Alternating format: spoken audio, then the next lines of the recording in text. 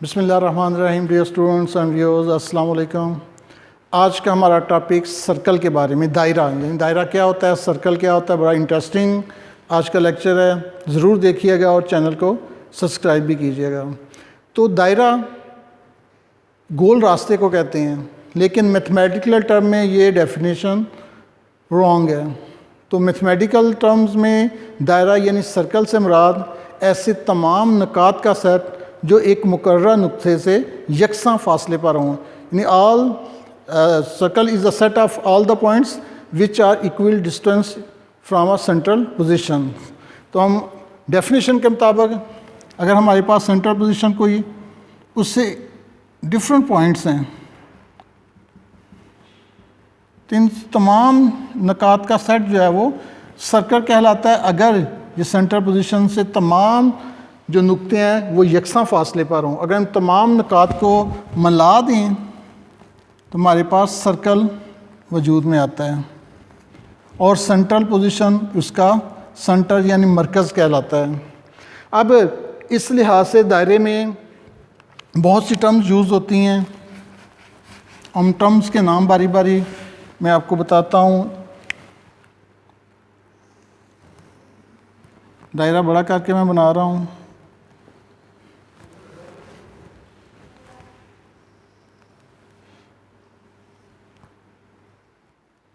Centre O या सी से हम शो करते हैं। अगर सेंटर से दायरे के तमाम पॉइंट, दायरे के रास्ते की लंबाई को हम दायरे का मुहीत कहते हैं। मैं टर्म्स वाइज लिख रहा हूँ। दायरे का मुहीत, दायरे के रास्ते की लंबाई, अगर हम इस पॉइंट से शुरू हों और पैमाइश करते हुए यहीं पर मेजरमेंट कर लें तो दायरे का मुहीत या सर्कमफ्रेंस कहते हैं।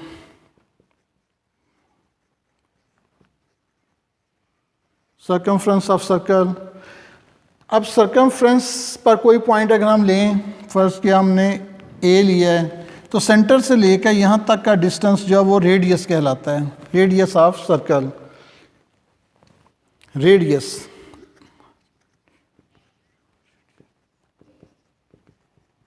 रेडियस से मुराद सेंटर से दायरे के सर्कमफ्रेंस पर कोई भी पॉइंट वहाँ तक का डिफरेंस, सेंटर से लेकर दायरे के मुहीत पर किसी नुक्ते तक का दरमियानी फासला जो होगा वो दायरे का रेडियस कहलाएगा, रेडियस ऑफ सर्कल कहलाएगा। अगर दायरे के मुहीत पर दो पॉइंट्स को आपस में मिला दें, जैसे ए और बी किया है, तो इसको हम कॉर्ड कहते हैं। कॉर्ड ऑफ सर्कल या दायरे का वितर।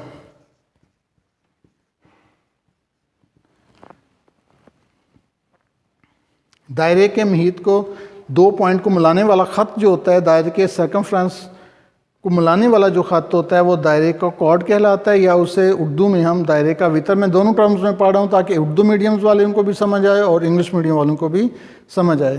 तो ऐसा मुहीत जो दायरे के सेंटर में से गुजरे, जैसे ये हमारे पास सी डी है बिलफर्ज, तो ये दायरे का कुतर यानी डायगनल कहलाता है।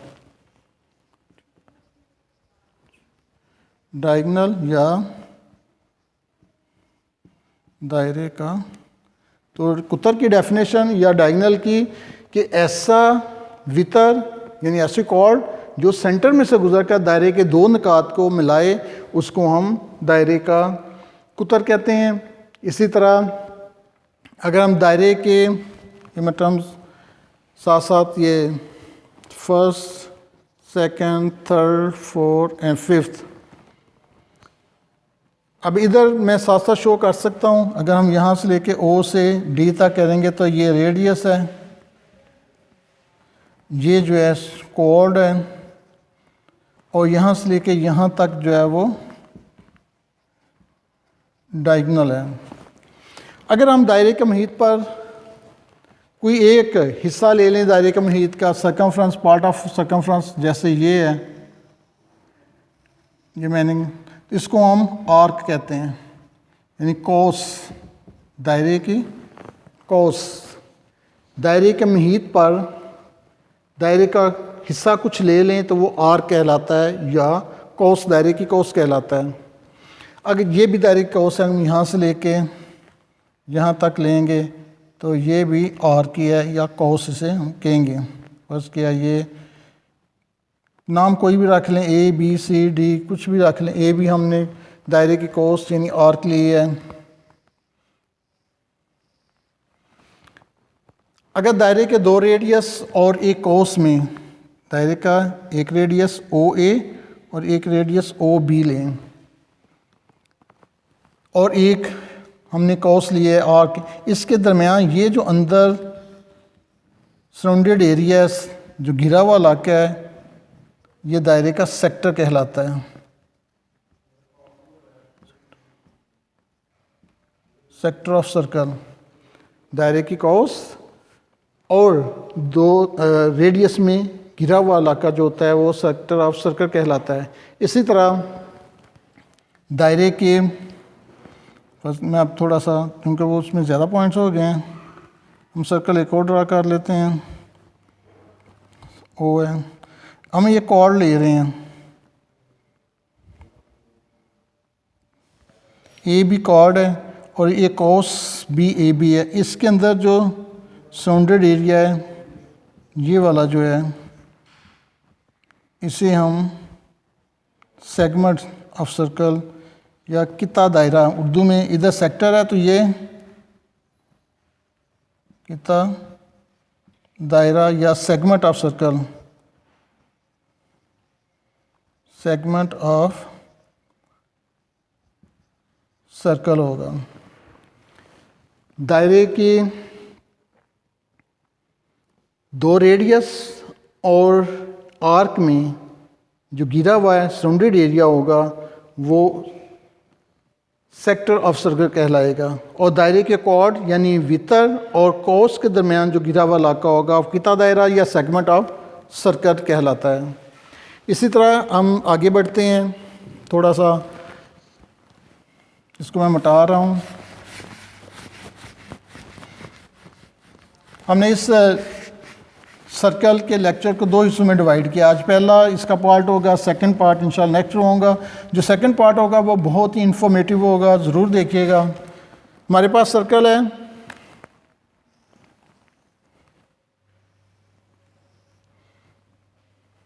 जिसका सेंटर ओ है। अगर हम एक आर्क ले रहे हैं, अगर ये आर्क निसफ दायरे से छोटी है, निसफ दायरा यहाँ से लेके यहाँ तक है, अगर ये आर्क उससे छोटी है तो इसे हम माइनर आर्क कहते हैं, या उर्दू में इसे कहते हैं कौस सगीरा कहते हैं, छोटी कौस। और यहाँ से फ़र्ज़ किया ये ए बी है, ये माइनर आर्क है, और यहाँ से लेके यहाँ तक इसको डिफ्रेंशिएट करने के लिए हम सी ले लेते हैं। तो ए सी बी, ये माइनर आर्क को हम ए सी ऐसे शो करेंगे। ए बी जो है ए बी माइनर आर्क है और ए सी बी ये आर्क जो है वो कौस, इसे इंग्लिश में कौस कबीरा, बड़ी कौस, मेजर आर्क इसे कहेंगे।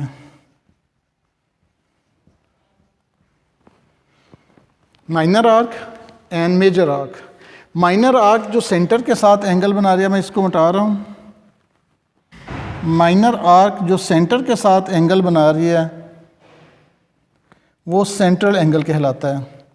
जैसे A O B, angle A O B, ये कौन सा है? मरकज़ी ज़ाविया इसे कहते हैं, या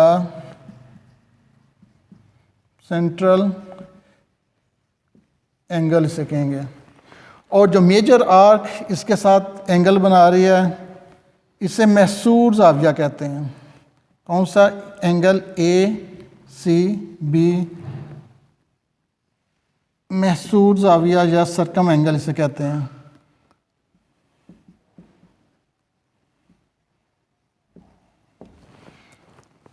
तो इसको लेके हम यहाँ से आगे जो है वो मज़ीद आगे जो आएगा बड़ा इंटरेस्टिंग है। स्पेशली 10th क्लास जो थ्योरम करना चाहते हैं वो मैं उर्दू मीडियम में भी कराऊंगा, इंग्लिश मीडियम भी, और इतने इंशाल्लाह वो इंफॉर्मेटिव होगा कि आप एक या दो दफ़ा देखकर वो आप पूरा थ्योरम उसी वक्त याद कर सकेंगे, पॉइंट को इतना क्लियर तौर पर एक्सप्लेन होगा इंशाल्लाह। तो उम्मीद है कि आपको जो हमने सर्कल पढ़ा है और उसके कंपोनेंट पढ़े हैं, उसके पार्ट्स हमने पढ़े हैं और उसमें टर्म जो यूज़ होती हैं वो हमने पढ़ी हैं, आपको समझ आ गई होगी। तो इसमें कुछ मैंने साइड पे लिखी थी, कुछ मैंने साथ साथ एक्सप्लेन किया। नेक्स्ट इंशाल्लाह वीडियो लेक्चर में इससे हमने थ्योरम जो 10th क्लास के और चैप्टर नंबर 12 में फर्स्ट थ्योरम है वो इंशाल्लाह एक्सप्लेन करेंगे। वो इतना अच्छे तरीके से एक्सप्लेन होगा कि आपको फ़ौरन उधर ही लर्न हो जाएगा। शुक्रिया।